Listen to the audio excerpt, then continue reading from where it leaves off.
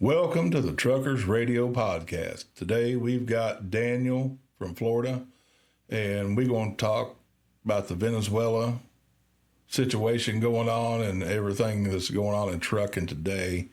Daniel, you with us? How you doing tonight? Doing all right. I was sorry to hear about your father passing away. Yeah, I do appreciate that. That was definitely not something we expected the day before Christmas. We've held it together and got through everything. We just got wrapped up with the funeral the other day, and wasn't something that was easy, but he was 84 years old. He lived a pretty good life, and we knew he wasn't going to be here forever, but we didn't think it was going to be that soon. Truck driver as well, or was he a mechanic? He did a little bit of everything. He did some trucking, and he did a lot of coal mining back in the day, and back in the West Virginia and Kentucky, and heavy equipment operator a lot, moved a lot of equipment. That's kind of where I cut my teeth, and the trucking is 10, 12 years old. Here, go move that dozer. Throw you the keys and drive an old macro to the job site. And of course, it don't take long to start thinking and putting things together and seeing them big shiny rigs out on that road, and all the chicken lights and everything. So, man, I want to drive one of them. Not one of them old muddy ones on a strip job.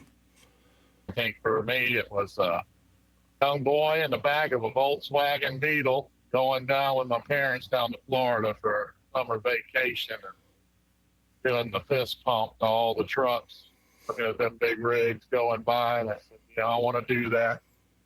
I want to drive that big truck one day. Yeah, I mean, I was stupid. I've done a lot of stupid stuff in my day, and I'm not necessarily going to say trucking was one of them. I mean, we've definitely had a love-hate relationship in trucking industry. Yeah. I've seen times that, man, you couldn't have sold me a truck for $10.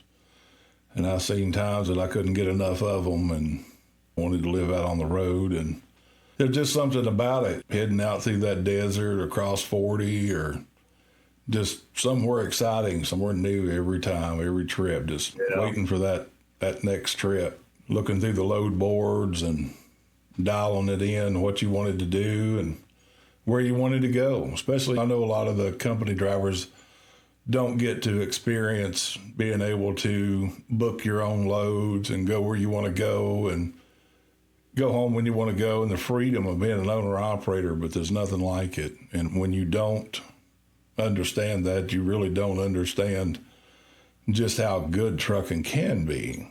Don't get me wrong, there's a lot of responsibility that goes along with being an owner-operator. A lot of heartache, a lot of headache, a lot of expense.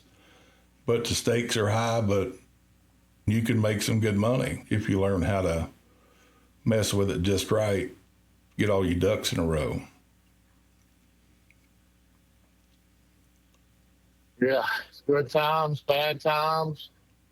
I've had my share. Well, the trucking industry is definitely kind of the casino. You know, you can roll that dice and win that money, and then sometimes you get on a losing streak, and that shit hurts. And I mean, I've been down, I've been up. I mean, I've made more money as an owner-operator than I've probably ever made in my life. But you just got to learn how to play the game. You don't go into the poker table in the Las Vegas casino and sit down if you don't know how to play poker. I'm curious to see what a lot of this stuff here, little current affairs going on, is going to do. That's going to affect our industry. I know everybody's aware of the situation with Venezuela. And I was reading earlier today about we're taking control of the country right now. That Maduro was never actually a legitimate president. He was more the head of a drug cartel, and he was sitting over 300 and something million barrels of oil in reserve. But right now, with oil prices being $57 a barrel, they were saying in this article about if we took that oil and sold it for half the price, we'd still clear $17 trillion, which is about half of our national debt. I know that would affect the oil industry here in the United States, probably around the world as well. But at the same time, too, what would it do to our fuel prices out here? We've been suffering between taxes, high cost of fuel, especially over that last administration. We could use a break out here. Even the Absolutely. companies. And how would that affect our rates? Would it be a good thing, a bad thing? I know the fuel surcharge would probably be less, but I don't know. Where do you give and where do you take? A lot of these trucks are getting better fuel mileage today. I know some guys, I believe we talked about it before, about these new Freightliners getting 10, 12 miles to the gallon. Absolutely. And learning how to operate the truck to get that kind of fuel mileage and how to make that fine tune everything to make that money. When it's fine tuning your train of thought on what you're doing out here and how to operate a business, that's where you come into that kind of fuel mileage. And a lot of that's got to do with what you're hauling too. You're not necessarily going to get 12 miles a gallon out of a flatbed pulling something that catches a lot of air, step deck, stuff like that. But your dry box, your reefer, where you can get it up close to the back of the cab and get that aerodynamics going on, yeah, you can definitely pump some fuel mileage out of the Freightliner with a DD15. But Right. as far as the oil, it's $57 a barrel. I mean, we got to balance. I mean, we're never going to pay $1 a gallon for gas anymore, simply because the guys out in the oil field, they got a hard ass job, and the equipment's higher. People want larger wages because the economy, the inflation is so high. So they got to make a certain amount. We're never going to see that $1.25 a mile. I remember my first truck that I ever bought. The first time I ever filled it up, I can remember looking at the pump. It's $1.30 a gallon. That's what I paid for my first fuel that I ever put fuel in a truck that I owned. And that was some good times because we made some really good money back then.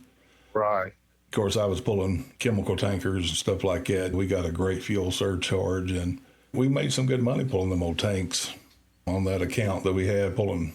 It was a big refinery we pulled out of.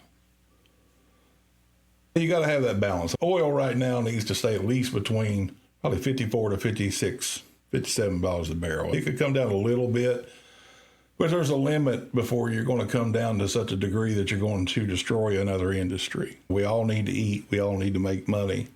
And the oil companies ain't no different. A lot of where the trucking industry is, we're still making $2.50 a mile. And that's not necessarily ever flexed. Everything else around us from the bottom up is coming up around us, but we're not getting the rates flexed the way we need them to be flexed. Everybody else gets wage raises and everything else, but we're still kind of stuck at this $2, $3, $2.50 a mile. And that's the problem with us. Everybody else wants to eat and rake the scraps off the table to the truck driver, to the owner operator, to the companies. And it makes it super hard to make money. It really puts us to where we got the fire under our feet to micromanage our fuel mileage, micromanage our maintenance cost. I mean, we really have to fine tune every single thing we do, how much we spend on the road for food, parking, everything we have to micromanage just to scratch out a paycheck to take care of our truck properly and to send home, while everyone else is getting large wage increases. You've got McDonald's $6-7 an hour job making $15-20 an hour now. Doesn't make a lot of sense. Everyone else gets the raises and everybody else expects us to basically roll for free. Yeah, I think a wonderful dream here is, if you're running a load from New York to California and your average fuel cost is $4.15 a gallon, well, that's what you ought to get per damn mile, $4.15. I know that's just a pipe dream, but Right. it seems about right. Well, personally, I think $4 50 cents is never going to work. Well, I've said time and time again, I think we need to restructure the way that the truckers are paid and the companies are paid. And I think that they need to regulate the way we're paid. I think we need a $2, at least a $2 a mile base. And then you add in accessorials on top of that. You add your fuel surcharge. You add, okay, is this a hazmat load? Is this a over a certain weight? It gets an added boost. It gets an added accessorial. And I think that's the only way we're really ever going to get this lined out and regulate the trucking industry's pay, because you always got some jackass over here wanting you to pull something for nothing. We need a good percentage of fuel surcharge, and these companies needs to quit skimming the top of it. That ain't their money. They're not buying the damn fuel for my truck. And I've seen a lot of companies that do skim all, even though they say, "Oh no, you get the 100% of your fuel surcharge," and legally you're supposed to, but they find a way to get that couple of cents a gallon or mile or whatever it is fuel surcharge that they take. Pennies make dollars. They do that over 1,000 trucks or 300 or 1,800 trucks. That adds up. I see your point. I mean, as everybody gets, look at the mechanic rates. Used to, you could get a truck worked on $50, $60, $70, $80 an hour, and that was a pretty fair rate back in the day. Shit. You go to Kenworth right now, $2.25 an hour. Okay. Right. I mean, that's more than doubled its price. And we're still getting loads out here that people want pulled up and down the road for $2 a mile. How's that make sense? The math don't add up.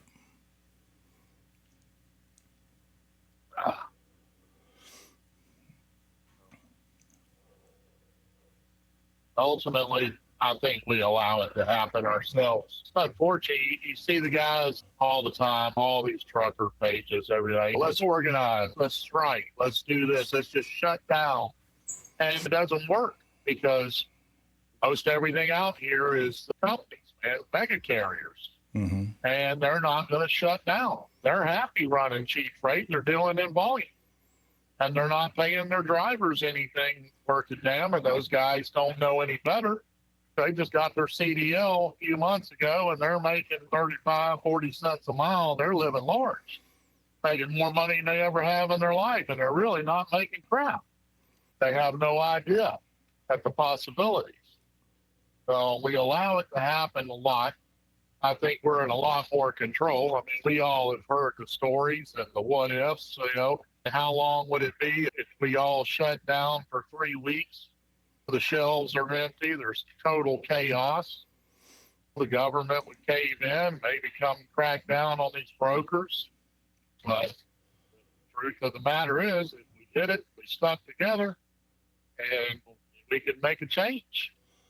You definitely got a point there. And the thing about it is, the total shutdown is never going to work. You're never going to get that many people on the same page. It ain't going to happen. You got way too many people, too many personalities, too many beliefs, too many ideas, and too many people that just, quite frankly, don't give a shit. You could have done it in the 70s.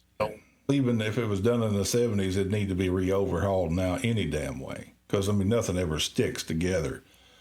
The biggest thing right now is people just needs to start learning to say no, period. Learning to say, I'm not hauling that shit. And there again, everybody's got to get on the same page. Do you want to come out here and make money, or do you want to come out here and work for free and spend time away from your family? That's up to you. But everybody's just simply got to start holding their ground. And number one thing I see with all of my clients that I deal with on owner operator consulting and everything else, the number one thing I see, for one, they don't know their operating costs, so they don't even know what to ask for to start with. Number two, they don't know how to negotiate. You'd be surprised at the people that when I say that, they say, well, when I call the broker, I didn't know I could negotiate.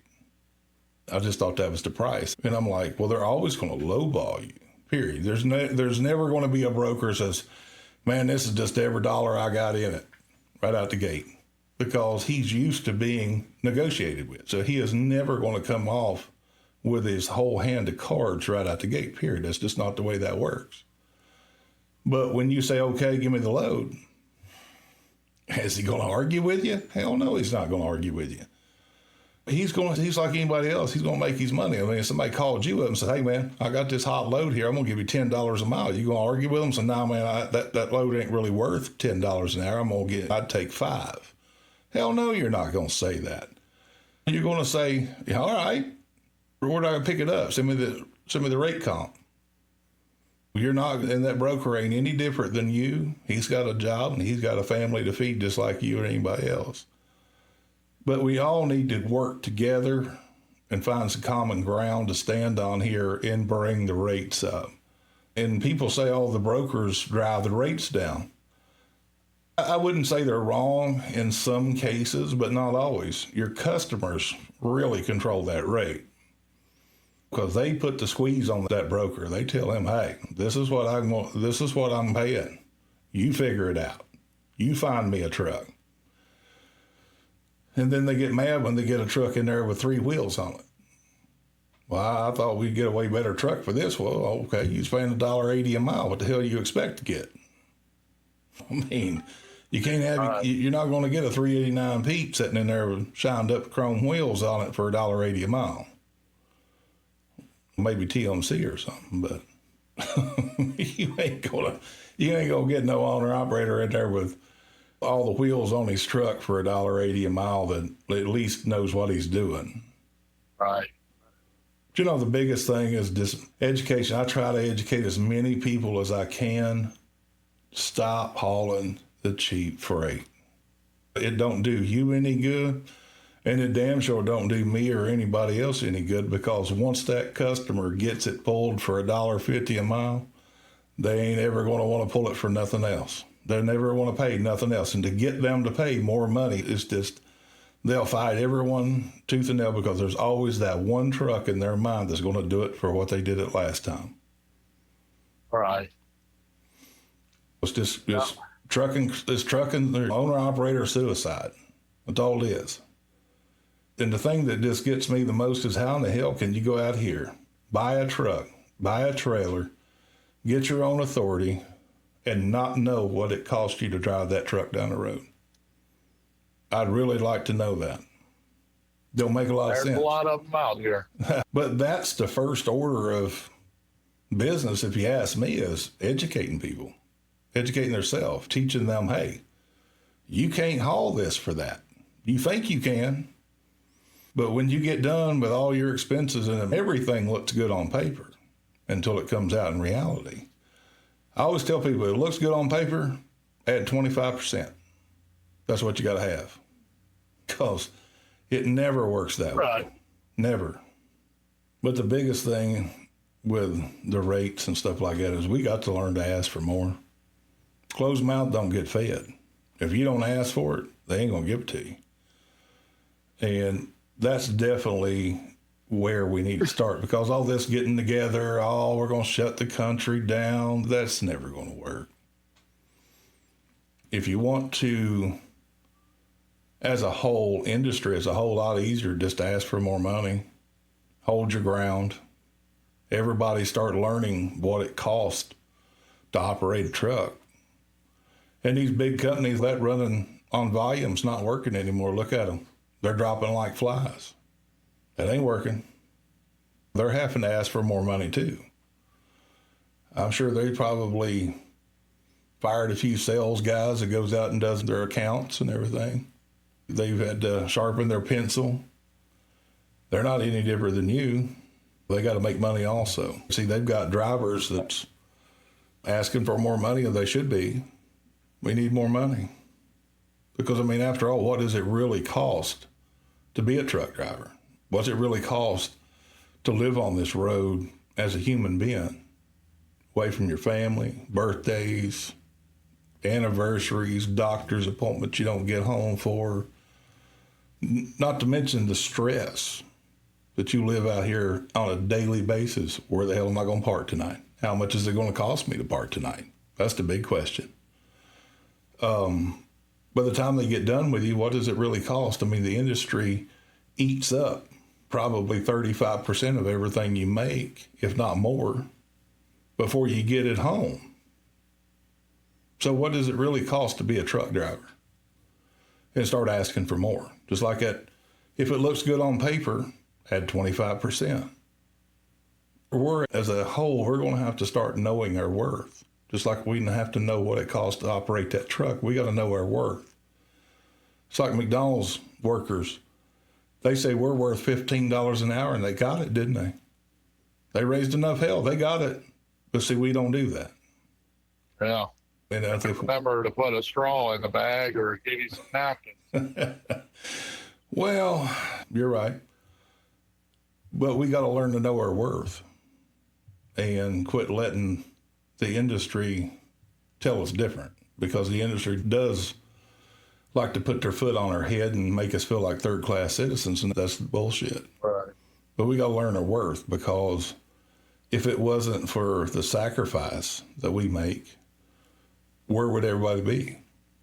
Well, with a lot of the things I think that are going on right now in this country, the fraud, the amount of fraud that's being uncovered, I mean, over $9 billion alone in Minnesota, and we know other states as well, California, Oregon, Illinois. It goes on and on.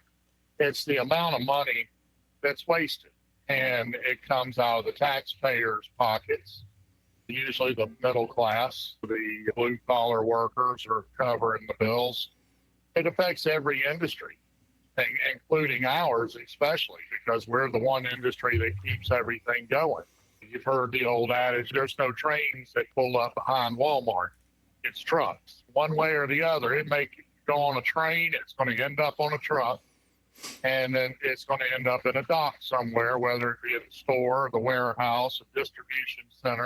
And you got to wonder, all this fraud, all this wasted billions, trillions of dollars that could have gone in for better infrastructure, lower taxes, where would we be today financially?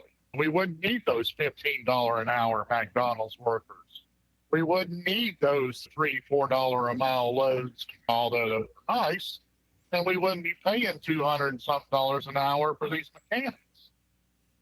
It's all part of the inflation, and it's got to drive inflation through the roof.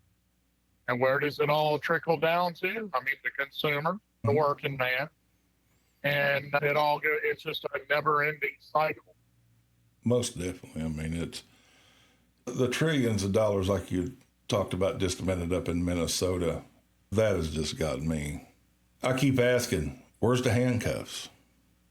I mean, why is these people not in handcuffs? This is mind-boggling how you've got governors, senators, they're crooked. They know they are. And then sit there and lie to your face and think you're stupid. Now, that's probably the biggest insult is they get on there, oh, well, all this is, the funding came out before the guardrails were put up. I'm sure you heard Omar say that. Right. So that made it okay to steal something? Oh, yeah. The governor of that state was just running for vice president. And imagine if they'd have won, then we'd have been looking at a lot larger scale.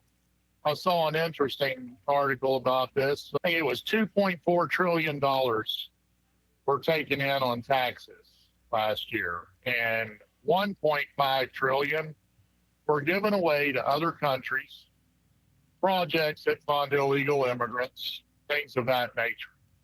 And if we would have not given that money away, then every American citizen that made $500,000 or less could have paid zero in taxes. I mean, imagine that, not having to pay taxes.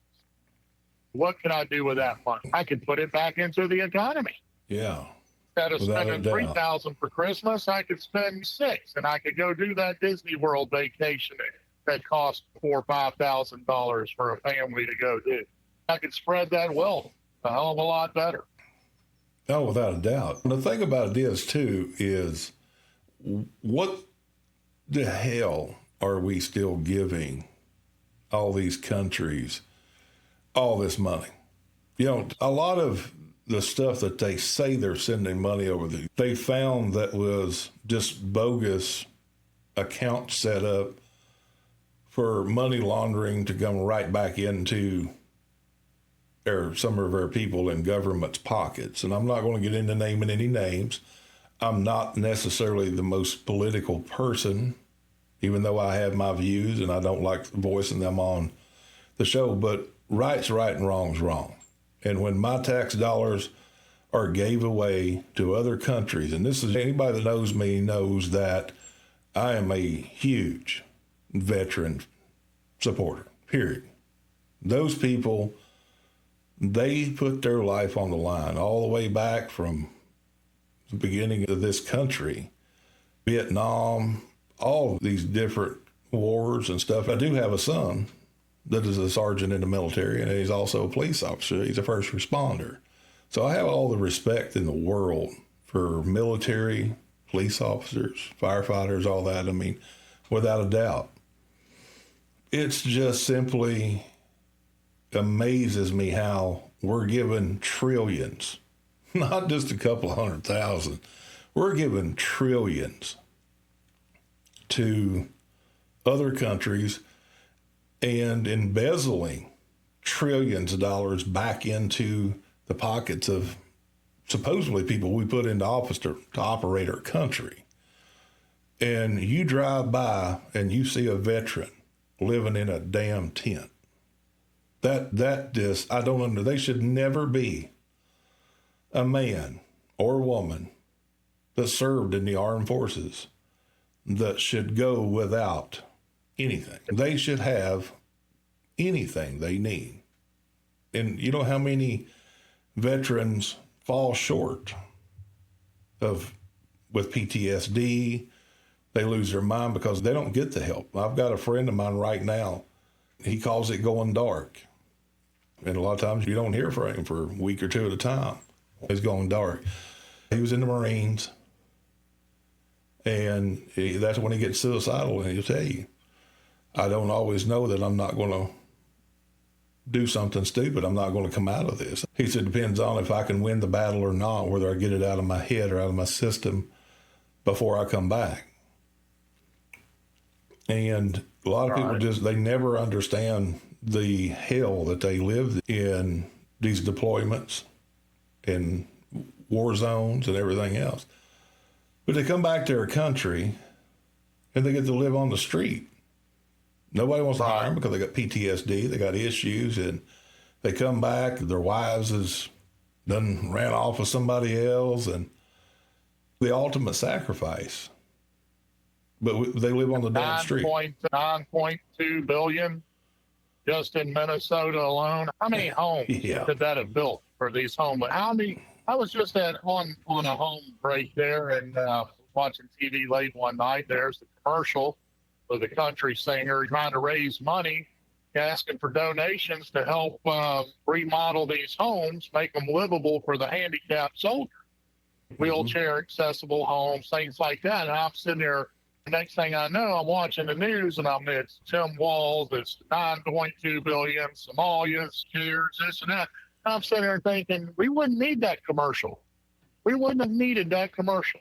We wouldn't even know about homeless veterans if we would have took just a fraction of that money.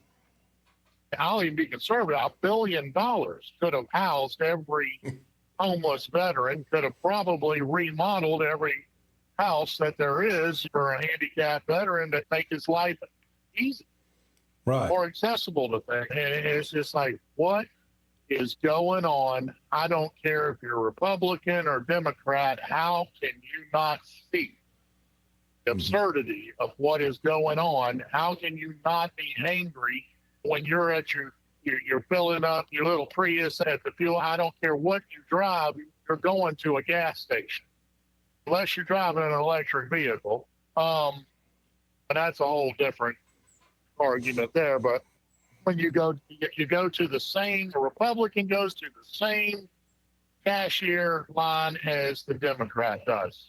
And they're paying the same amount for that can of beans or that pack of hamburger as the Democrat does. How, and the Democrat, same thing. How can you not be fed up with it? And then you got news media won't cover half of it. I mean, we got a 23-year-old kid that exposed all of this corruption in a matter of weeks, just weeks. And you got a governor in that state for the past 7 years has been bragging about his task force on getting rid of fraud. It's wow. That was just nothing but a cover-up to keep everybody looking the other direction. That's all that was, and that makes him even more guilty, because that tells you he knew. He was distracting. He was running the damn show to keep everybody looking another direction, so they wouldn't look at, oh, well, you got a big task force. We don't really need to mess with them. It's disgusting. It really is. It disgusts the absolute hell out of me.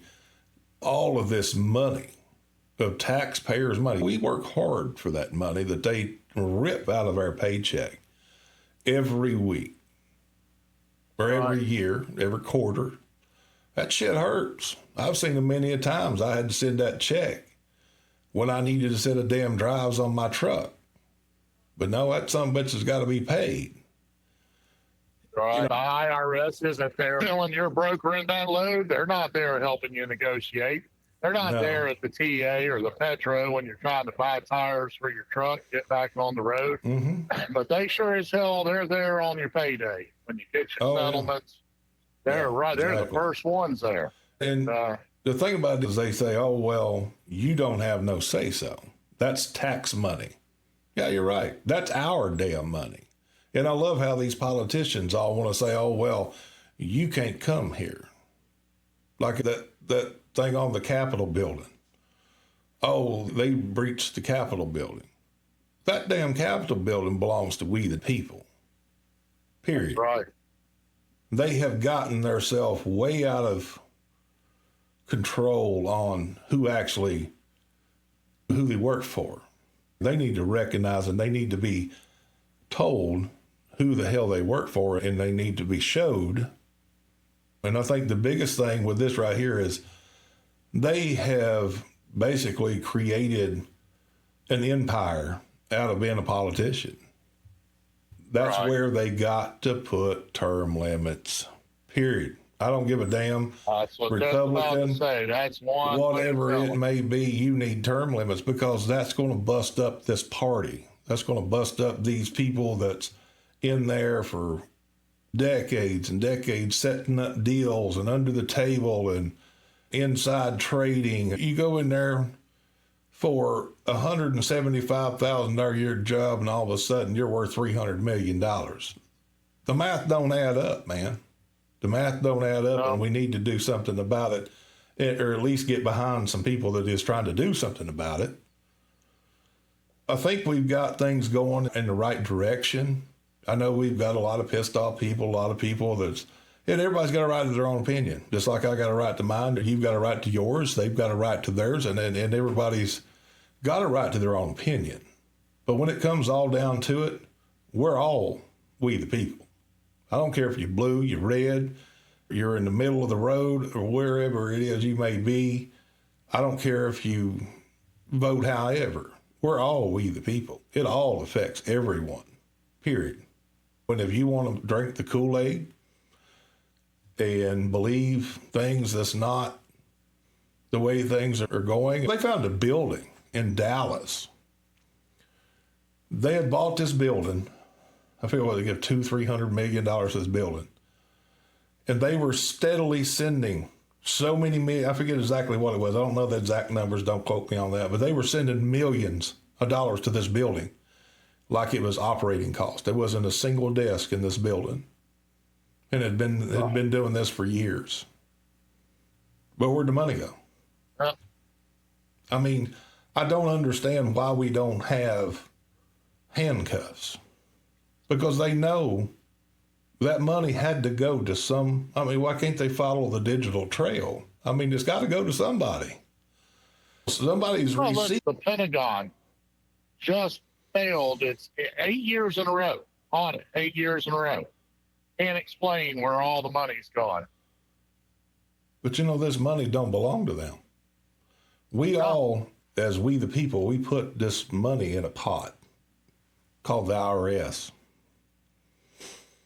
And we all put this in there so we can build an industry of a country where we have good roads to drive on, bridges. I feel you, bro. I feel you, buddy. But, and then you've got these other people over here that thinks we owe them that money. You owe me this money. And we're going to do what we want to with this money, whether you like it or you don't. That's the attitude that has been the program for far too many years. That was not what the government was set up to do. The government was set up to serve the people of this country, the taxpayers of this country, the people that really fund this country, that make it go. I mean, the taxpayers are more of the backbone of the country than truckers or any of the above. Because if it wasn't for the blue-collar working man in this country,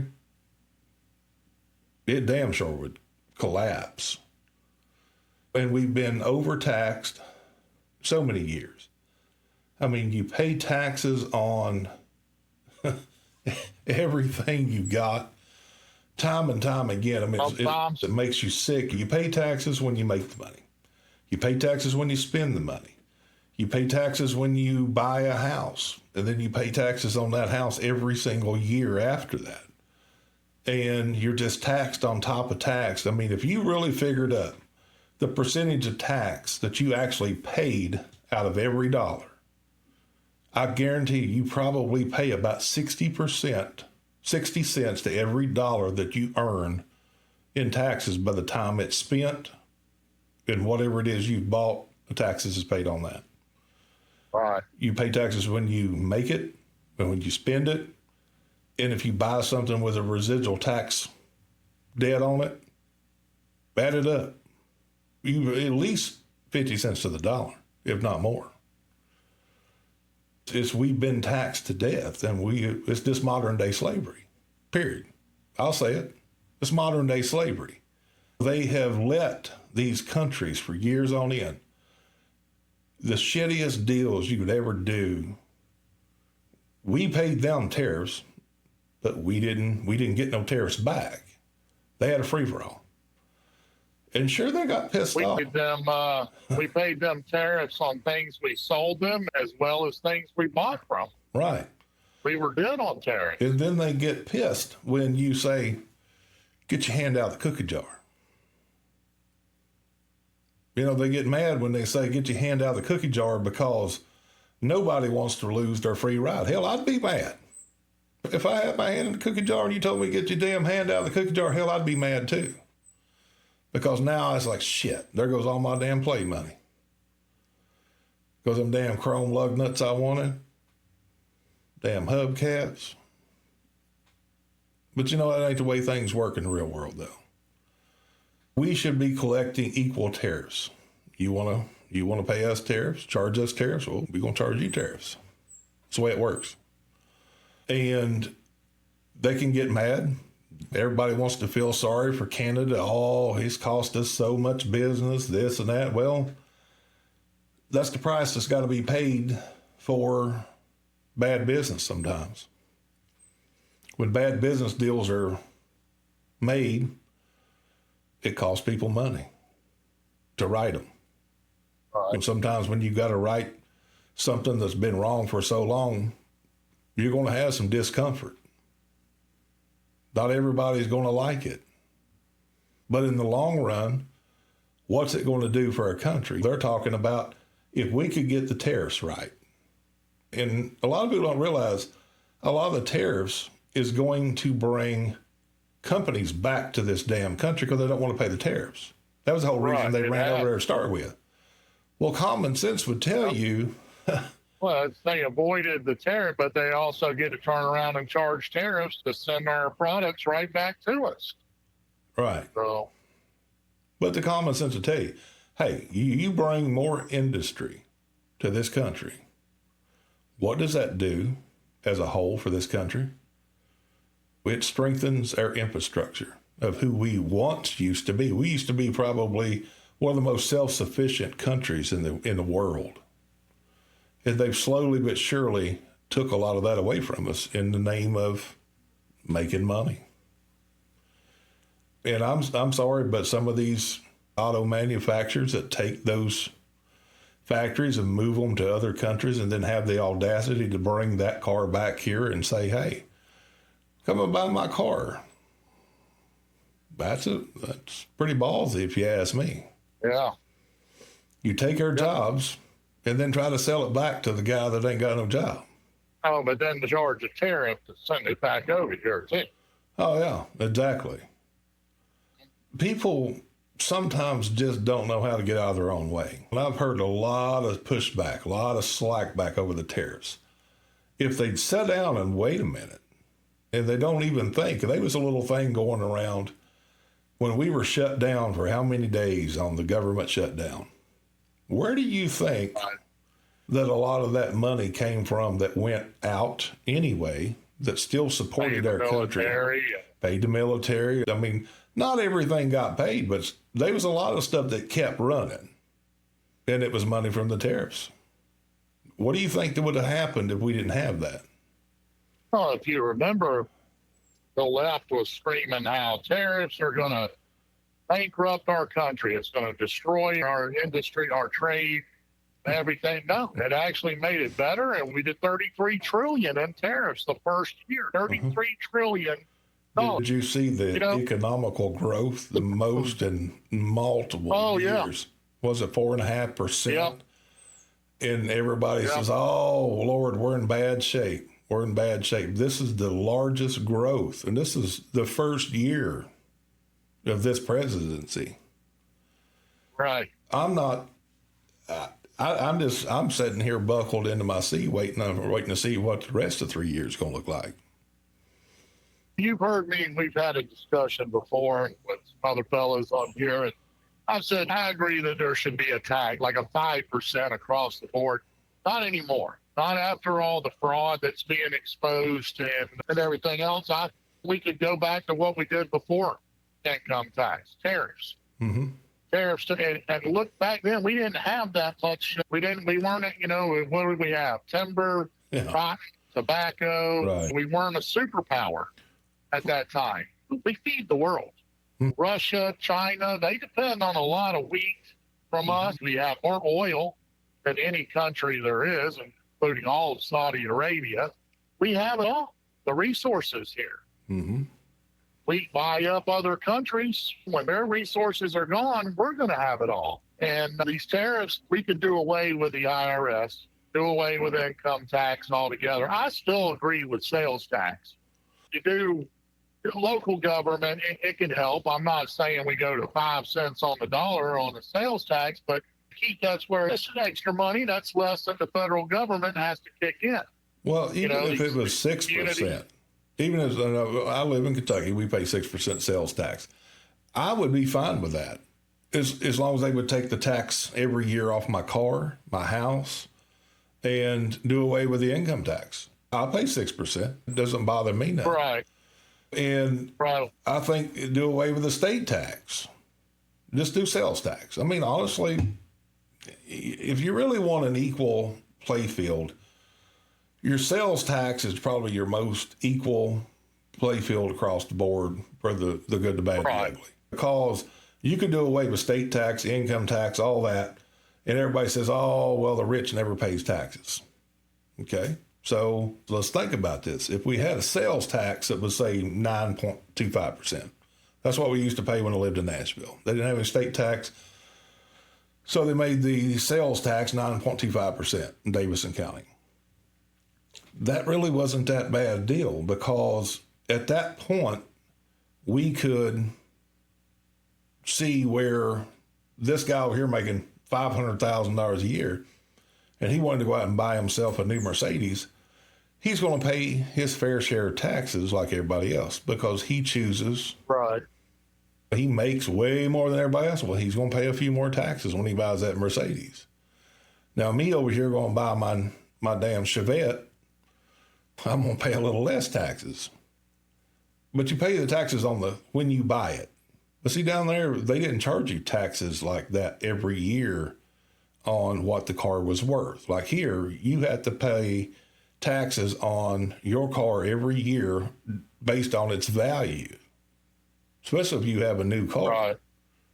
I mean, when we bought my wife's new car, shit, we were paying $1,500 a year on that car for several years. I mean, it's still pretty new, but it's just now come down to reasonable pricing. But that's ridiculous. Like, you afford to buy something, you work and pay for it. It's like a house. You get it paid for, and you can't pay the property tax on it. Well, guess what? They're going to come and take it. There ain't no such thing as a paid for house anymore. If you can't pay the taxes on it. Even if we're doing away with the income tax, I wouldn't even have a problem with a little bit higher sales tax. I wouldn't even have a problem with a state tax as long as it was reasonable and not capped or something, not taken out of control, because there would still be more money.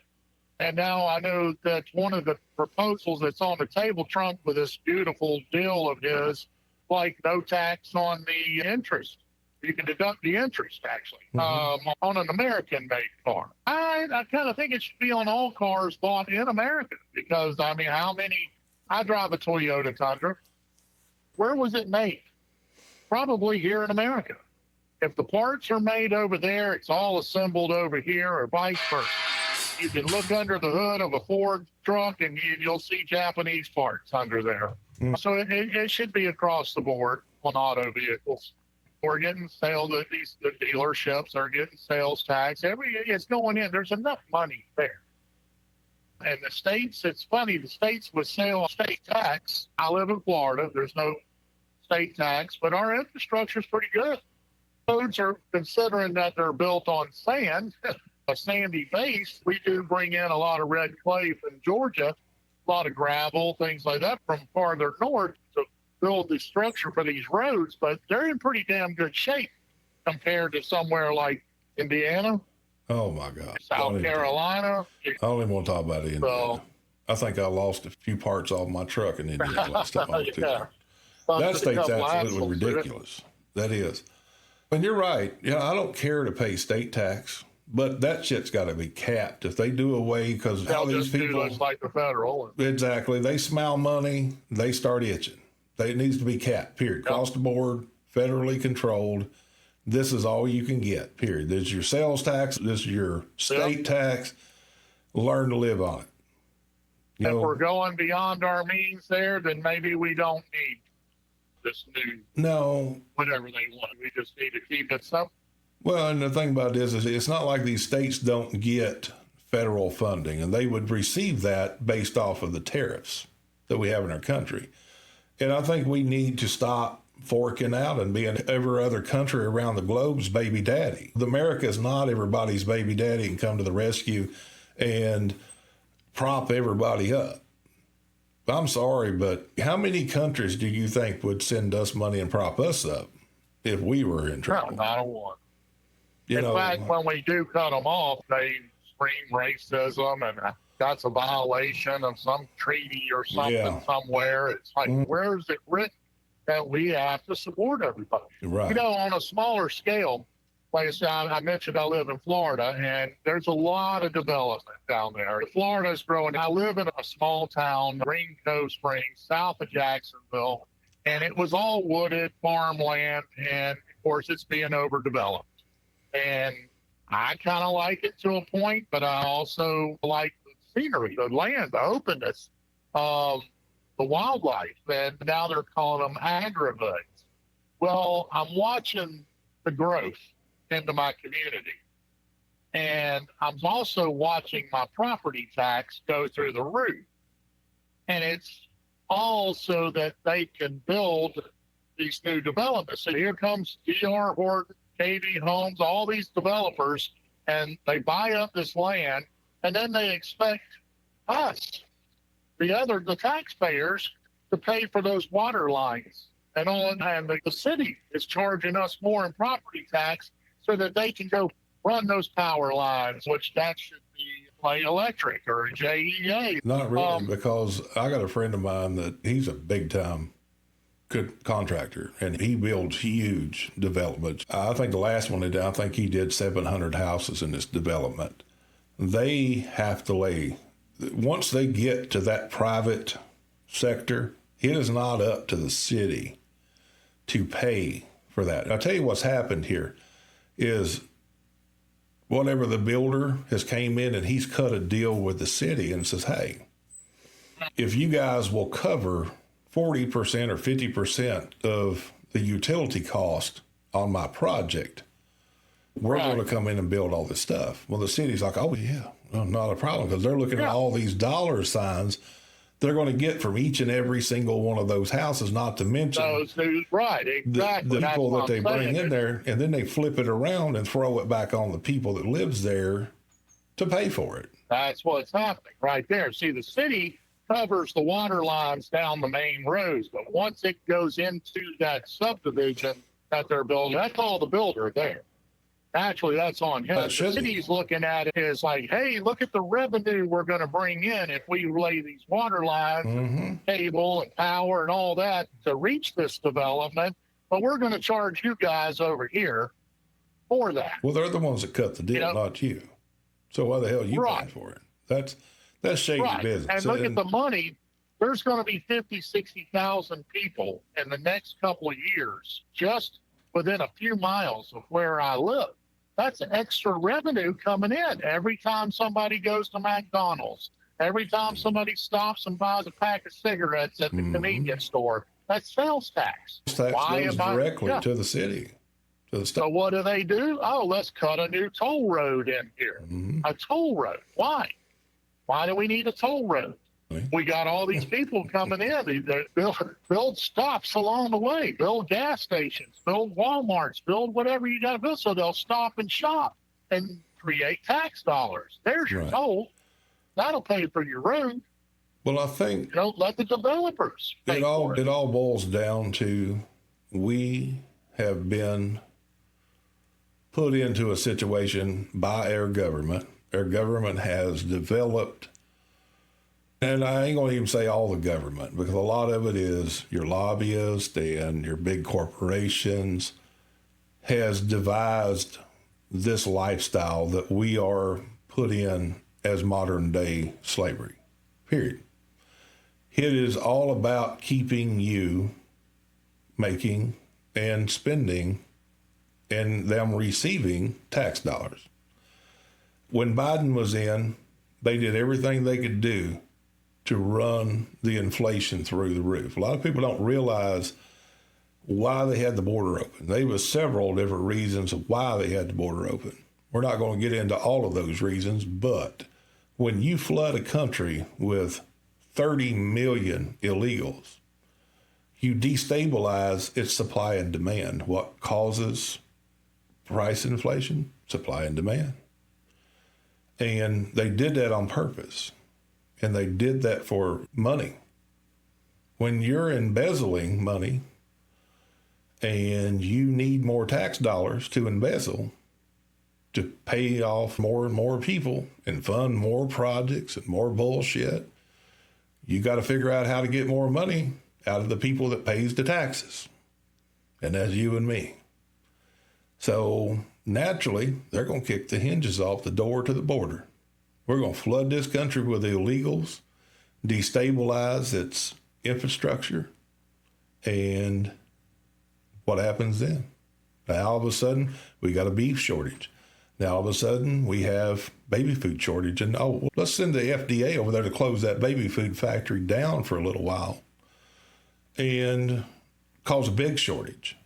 So that means more money.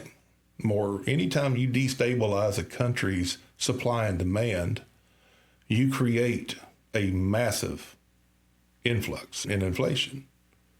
And that's exactly what they did. I know A lot of people, I've heard, well, Trump's supposed to get taxes down. He's done a great job with some of that.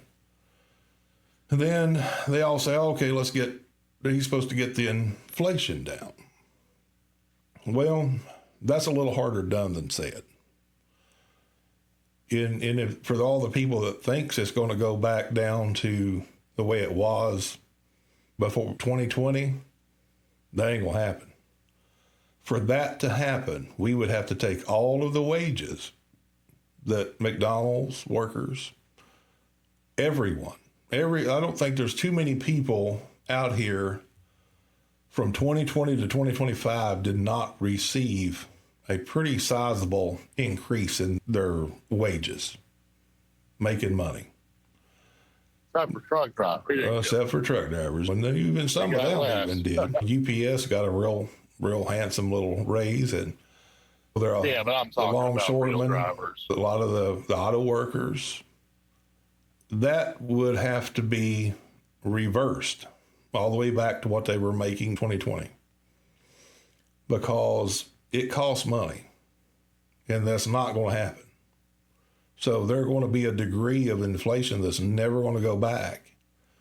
The problem is when inflation happens, everything else around it adjusts to go with it. It has to keep up. The price of goods, it has to go somewhere. It all rolls downhill. And that's why I say that pretty much most of the inflation is not going to come back down. I know everybody wants 2018, 2019 pricing and hang on to those wages that came from COVID and all that inflation during the Biden administration, but that's just not going to happen. It don't make sense. It don't add up on paper. And I think we all know that, and I think we're trying to expect the impossible. That's just something that we're going to have to learn to live with and adjust. Eventually, the market will stabilize itself and everything will catch up. But right now, it's kind of like a growing pains. And I think if they can get some tax relief here with some of the taxes that we're just astronomically paying for no reason, a lot of the property tax, if we could just get that done away with, I think we would be miles ahead. No tax on overtime, that's a big plus. That's a big win for us all the way around. Maybe not a lot of the truckers, but in the economy sense, it is a big win for our country. No tax on tips, stuff like that's going to make more money that gets fed into the economy for growth. With that being said, we're going to wrap this up for the Truckers Radio podcast. I will see you guys on the flip side. Appreciate you tuning in.